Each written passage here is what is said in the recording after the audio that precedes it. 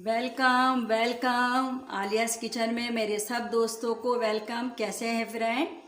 आज मैं आपको पिज़्ज़ा बनाना बताऊंगी बगैर ओवन। बहुत मज़ेदार, टेस्टी।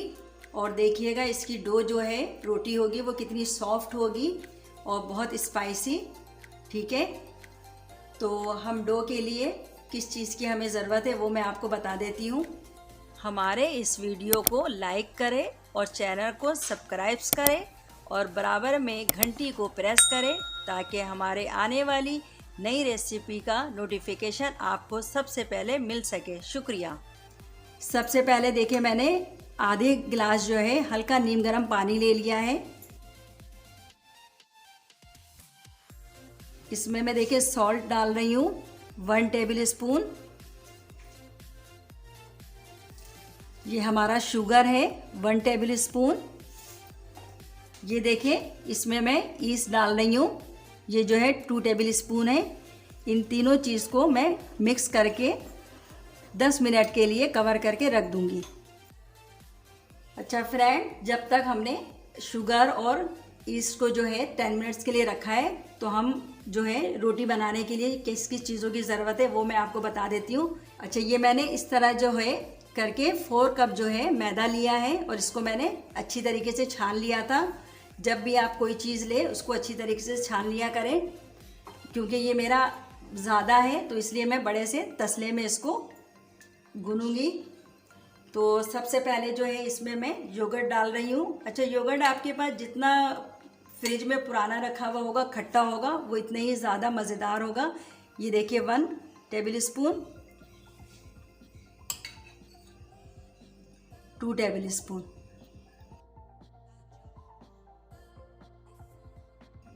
अब मैं इसमें ऑयल डाल रही हूँ।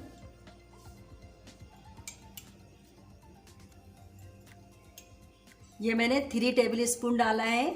ये आप पे है, अगर आप ऑयल डालना चाहती हैं तो ऑयल डाल दें, घी आपके पास है तो घी डाल दें, या बटर डालना चाहती हैं तो बटर डाल दें, कोई ऐसा मसला नहीं है। इन सब चीज़ों को मैं अच्छी तरीके से मिक्स कर लेती हूँ।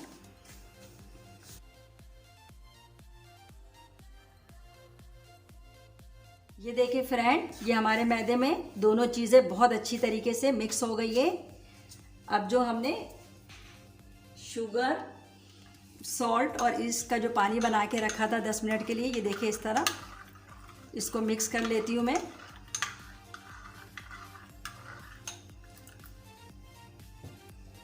इसको थोड़ा थोड़ा करके इसमें डालना है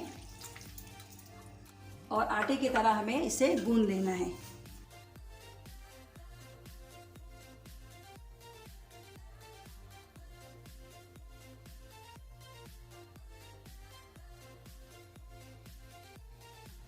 देखिए फ्रेंड, इसको मैं इस तरह खूब पंच कर लूँगी ताकि अच्छी तरीके से हमारा ये डो बने।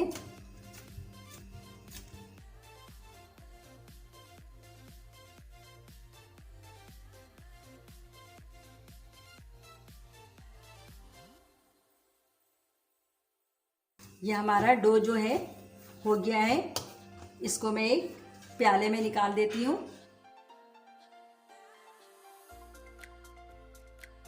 अब देखिए मैंने इसमें थोड़ा सा इस तरह ऑयल लगा लिया है और ऑयल को जो है इस प्याले के साइडों में भी लगा दूंगी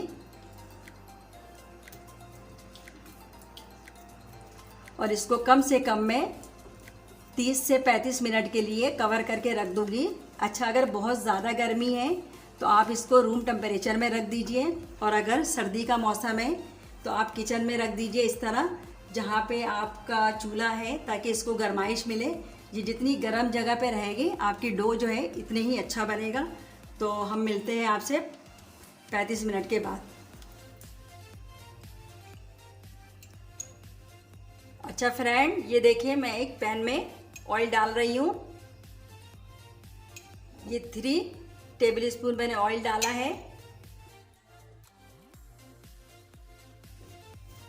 इसमें मैंने 1 टेबल स्पून और 1 टेबल स्पून जो है लहसुन और 1 टेबल स्पून अदरक ले लिया है। अगर आपके पास लहसुन और अदरक का पाउडर है तो आप वो भी यूज़ कर सकती हैं। आपके पास है तो यूज़ कर लें। मैंने इस तरह इसको पीस लिया है, वो मैं इसमें डाल रही हूँ। अब इस लहसुन अदरक को मैं 1 से 2 मिनट के लिए इस तरह फ्राई कर लूँगी। इसके बाद देखिए मैंने 125 ग्राम ये चिकन लिया है बोनलेस। इसको मैंने छोटे छोटे क्यूब्स की शक्ल में कटिंग कर लिया है। ये इसमें डाल रही हूँ। चिकन को ये देखें मैं इसमें लहसुन अदरक में मिक्स कर रही हूँ और 5 मिनट्स के लिए पकाऊंगी ताकि हमारा चिकन में थोड़ा सा कलर आ जाए। ये देखें 1 टीस्पून मैं लाल मिर्च डाल रही हूँ और ये देखिए हल्दी पाउडर है, ये मैं 1 से थोड़ा सा कम डाल रही हूँ उसमें।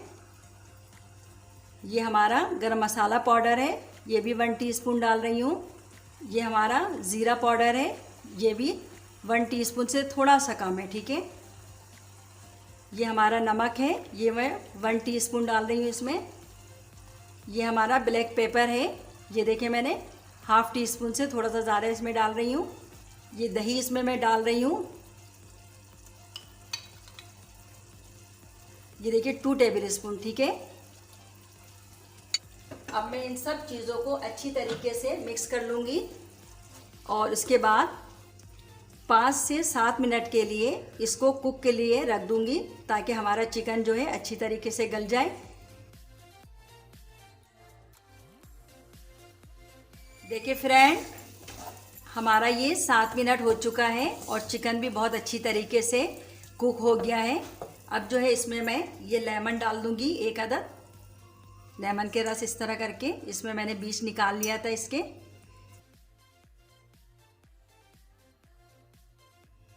ये देखें मैंने लेमन जूस इसमें डाल दिया है और ये हमारा बिल्कुल तैयार हो गया है। अब हम चलते हैं अपने डो की तरफ जो हमने डो बना के रखा था।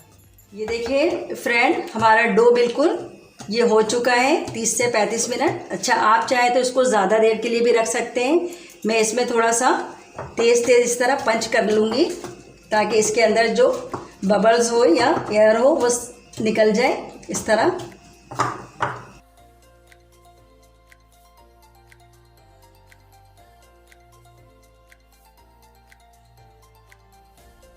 इसका इस तरह मैं गोल पेड़ा बना लूँगी। थोड़ा सा मैं इस तरह कुछ कांटा डाल के इसको, आप चाहे तो हाथ की मदद से भी इसको बड़ा कर सकते हैं रोटी की तरह, चाहे तो बेलन से कर लीजिए, जो आपको अच्छा लगे आसान लगे वो आप कर लीजिए। ये देखिए इसको मैं इस तरह बड़ा कर रही हूँ गोल।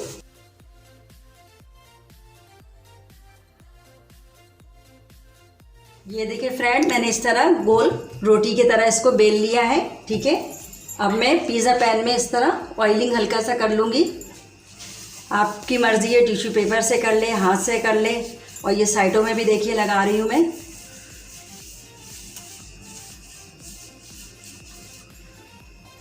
इसके बाद इस रोटी को मैं इसमें रख दूँगी और हाथ की मदद से इसको बिल्कुल इस तरह, ठीक है ना, मैंने फैला लिया है। इसको साइडों से आप इस तरह कर ले जिस तरह मैं कर रही हूँ ताकि ये बिल्कुल इस तरह निकल जाए।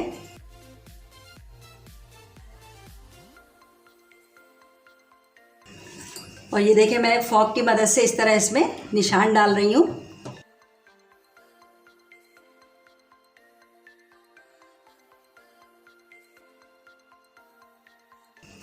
ये मैंने पिज़्ज़ा सॉस बनाकर रखा था घर में, इसको मैं इसमें डाल रही हूँ।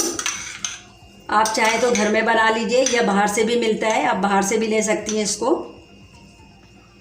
इसके बाद ये चीज़ है, इसको मैंने इस तरह क्रश कर लिया था, वो डाल रही हूँ। अच्छा, ये आप पे डिपेंड है, आप इसको ज़्यादा डालना चाहे तो ज़्यादा डाल दें, कम डालना चाहती हैं कम डाल लें, ठीक है।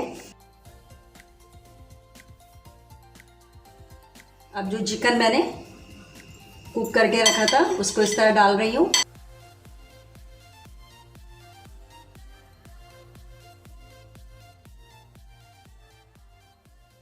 अब इसमें देखिए मैं प्याज के इस तरह पीसेस कटिंग करके रख लिया था, वो लगा रही हूँ।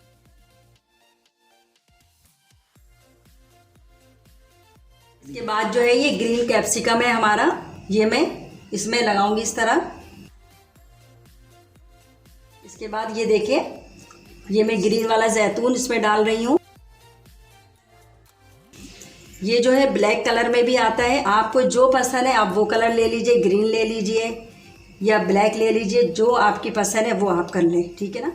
इसके बाद ये देखिए मैं साइडों में हल्का सा ये ऑयल, जो साइड वाली रोटी है हमारी, इसमें मैं ऑयल कर दूंगी हल्का सा। इसके बाद थोड़ा सा मैं चीज़ और इसके ऊपर से डाल दूंगी इस तरह करके।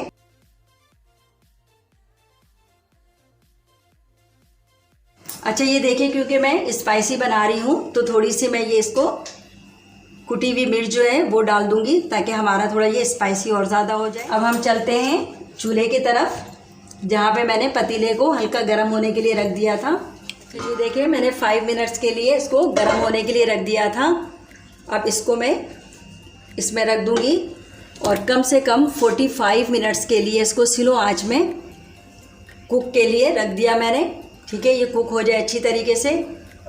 अगर आप ओवन में करना चाहती हैं तो 150 के उसमें आप ओवन को पहले 5 मिनट्स के लिए गर्म कर लें, उसके बाद जो है 20 से 25 मिनट के लिए आप रख दें और निकाल के चेक कर लें पिज़्ज़ा, ठीक है।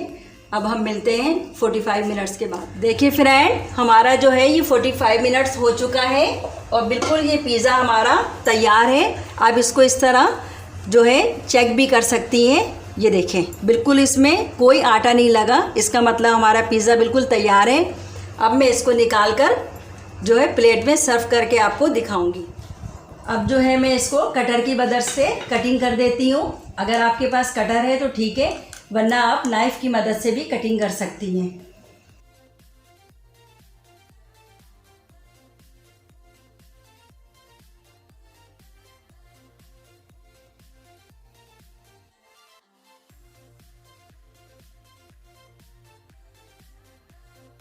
अच्छा ये पिज़्ज़ा जो है ना, मेरी आज भतीजी आई हुई है आयशा आलम, इसको बहुत पसंद है। आज मैंने उसके पसंद के मुताबिक बनाया है। आयशा आपको टेस्ट करके बताएगी कि ये पिज़्ज़ा कैसा बना है। आयशा टेस्ट करके बताओ।